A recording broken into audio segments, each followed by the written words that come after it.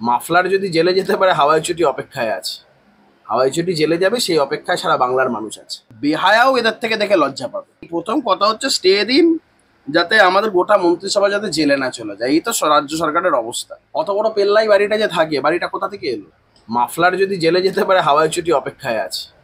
হাওয়াই চটি জেলে যাবে, সেই অপেক্ষায় সারা বাংলার মানুষ আছে।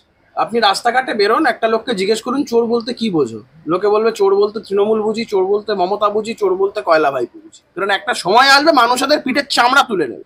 কুণাল ঘোষ হচ্ছে পশ্চিমবঙ্গ রাজনীতি যদি টেলিভিশন হিসেবে কনসিডার করি, হচ্ছে সেই টেলিভিশনের কার্টুন নেটওয়ার্ক। কি বলবো? সন্দেশখালীতে তৃণমূল কর্মীকে মাটিতে ফেলে মারধর করা হলো বিধায়কের সামনেই। এইগুলো যা করছে তৃণমূল কংগ্রেস, যে নোংরামো তারা শুরু করেছে, যেভাবে কয়লা ভাইপো, আইপ্যাক এবং বেশ কিছু লোকজন, এরা সাংবাদিকও ছিল, তমাল শাহ, এরা যেভাবে মিথ্যা ন্যারেটিভ ছড়ানোর জন্য যা খুশি তাই করছে।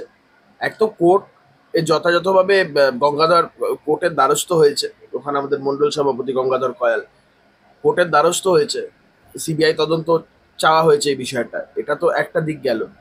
দ্বিতীয়ত হচ্ছে, এটা যেমন একটা দিক, দ্বিতীয়ত জনরস একটা তৈরি হচ্ছে সন্দেশখালিতে। এই মিথ্যা অপপ্রচার এগুলো করানোটা তৃণমূলের খুব একটা লাভের লাভ হবে না, উল্টে বরঞ্চ এটা বুমেরাং হবে তৃণমূল কংগ্রেসের। জনরস খুব ভয়ঙ্কর জিনিস, সেটা সন্দেশখালিতে তারা টের পেয়ে। যদি এই ঘটনাকে কোনোভাবে সমর্থন করি না, আইন হাতে তুলে নেওয়াটা কোনো কাজের কথা না, কিন্তু জনরস খুব ভয়ঙ্কর জিনিস। প্রস্তাবটা ইতিমধ্যেই 4জন বিজেপি কর্মীকে অ্যারেস্ট করেছে পুলিশ, কি বলবো? পুলিশের কাজ, কোম্পানির মালিকের কাজ করতে গেলে এখন চাকর বাকরদের তো কোম্পানির মালিকের মানে ইনস্ট্রাকশন অনুযায়ী চলতে হয়, করেছে ওরা, ওদের দোষ দিই না। কি করা যাবে, চাকরি বাঁচাতে করছে। একের পর এক যেভাবে ভিডিও সামনে আসছে এবং ভাইরাল হচ্ছে, আপনার কি মনে হয় এর পেছনে মাথা কে? স্বয়ং রাজ্যের মুখ্যমন্ত্রী, তার আদরের ফেরেববাজ ভাইপো, সবাই। এরা চাইছে তো এই বিষয়গুলোকে নিয়ে করতে। গোটা রাজ্যটাকে এরা একদম যা ইচ্ছা তাই করে ফেলেছে। এখন সন্দেশখালিতে মা বোনেদের জনরস যে জায়গায় পৌঁছেছে, এবং সেটাকে কেন্দ্র করে রাজ্য জুড়ে তৃণমূলের প্রতি মানুষের যে মনোভাব তৈরি হয়েছে, এটাকে তারা মেলাইন করার চেষ্টা করছে। অভিষেক বন্দ্যোপাধ্যায় যে মন্তব্য করেছেন যে 2000 টাকায় বিক্রি হয়ে গিয়েছে বসিরহাটের বিজেপির যে প্রার্থী রেখা পাত্ররা, কি বলবেন এই মন্তব্য? এই নোংরা মানসিকতা তাদের থেকেই খুব স্বাভাবিকভাবে এক্সপেক্টেড, এগুলো বলবো না আনএক্সপেক্টেড। মানুষ জবাব দেবে ভোটে। বাংলার মহিলারা প্রস্তুত হয়ে আছে। 1000 টাকা দিয়ে মানুষের ইজ্জত সম্ভ্রমের সাথে কম্প্রোমাইজ করতে বাংলার মহিলারা প্রস্তুত নয়। মানুষ প্রস্তুত হয়ে আছে।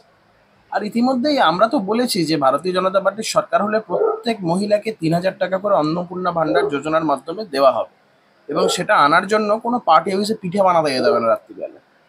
তো মানুষ প্রস্তুত আছে তৃণমূলকে যোগ্য জবাব দেওয়ার জন্য।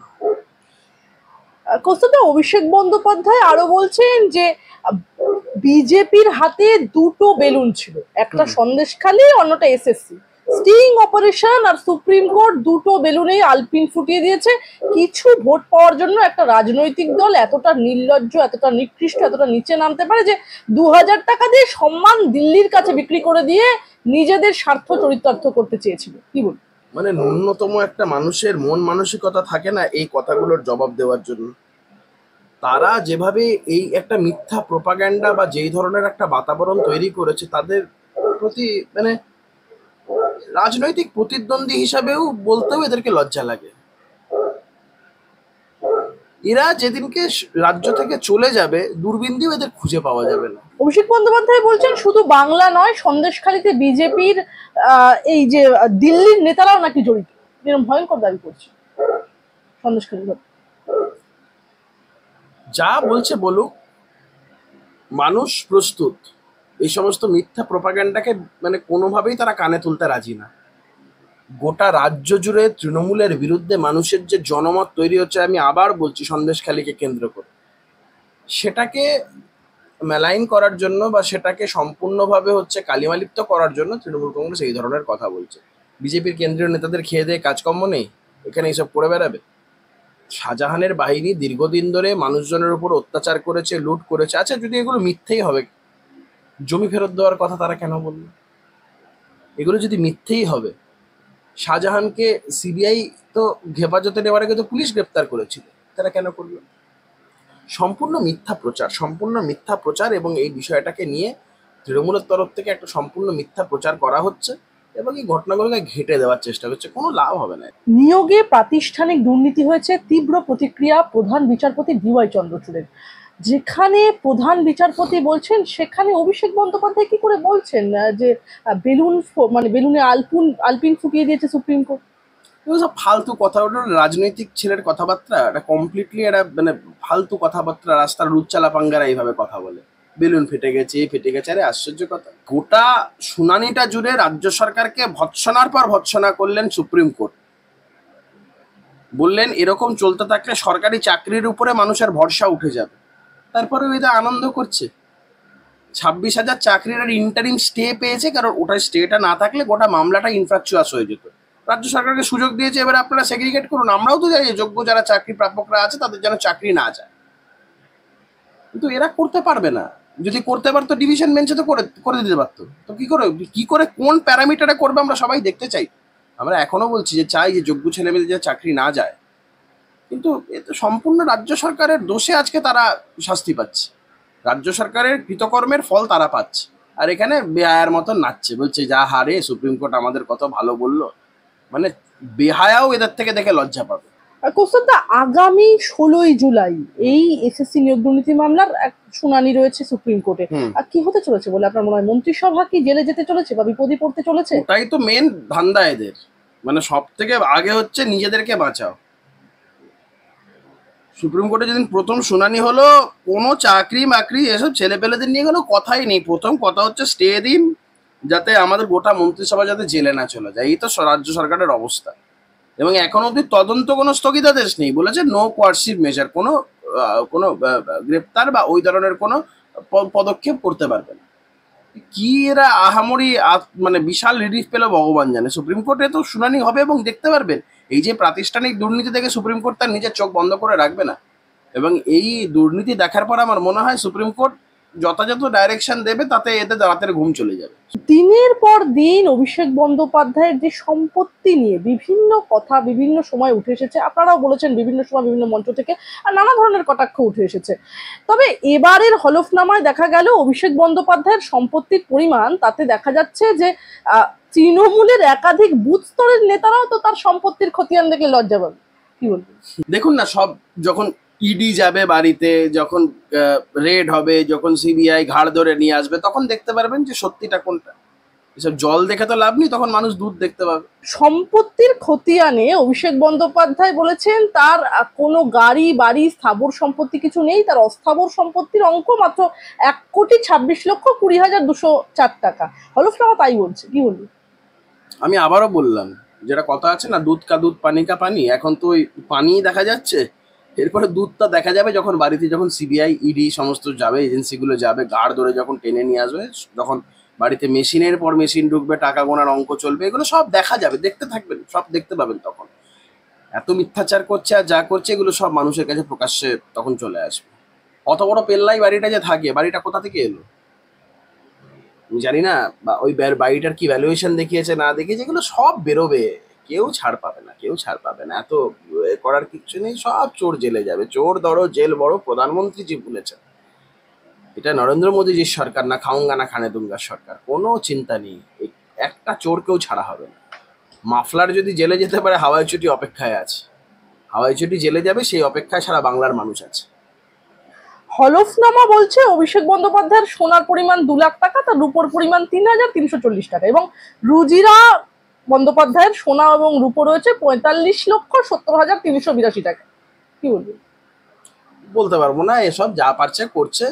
আমি তো আবার বললাম যে জল নিয়ে আলোচনা করে কি লাভ, যখন চোখের সামনে যখন দুধ দেখতে পাবো তখন সেটা নিয়ে আলোচনা করবো। মমতা বন্দ্যোপাধ্যায় সরাসরি প্রধানমন্ত্রী নরেন্দ্র মোদীকে নিশানা করে বলছেন, আমাকে চোর বলতে কোটি কোটি টাকা খরচ করতে হচ্ছে। কি কোটি কোটি টাকা খরচা করছে? কেউ কোনো টাকাই খরচা করছে না।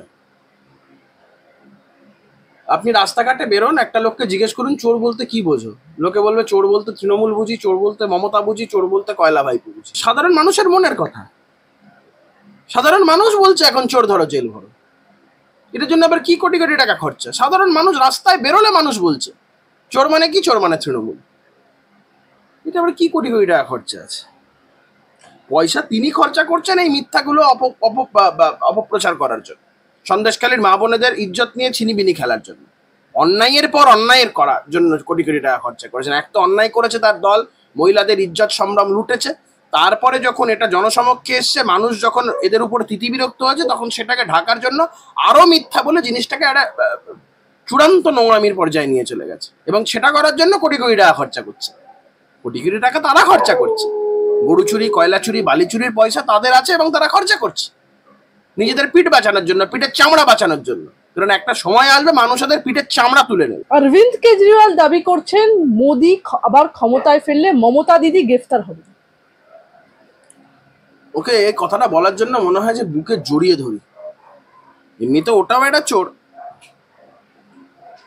মদ চুরির অভিযোগে সে জেলে গেছিল, বেল পেয়েছে, এখন এমন ভাব দেখাচ্ছে যেন সব থেকে খালাস হয়ে গেল। বেল পেয়েছে, হিজ অন বেল। একজন মুখ্যমন্ত্রী হিসাবে, তার সামাজিক একজন প্রতিষ্ঠিত মানুষ হিসাবে সুপ্রিম কোর্ট কনসিডার করেছে যে ওনাকে বেল দেওয়া দরকার। তো মদ চুরি কেসে কেউ জেলে গেছিল, কয়লা চুরি, বালি চুরি, গরু চুরি এই কেসেও জেলে যাবে, এটাই তো স্বাভাবিক। অরবিন্দ কেজরিওয়ালকে সত্যি কথা বলার জন্য অরবিন্দ কেজরিওয়ালকে ধন্যবাদ।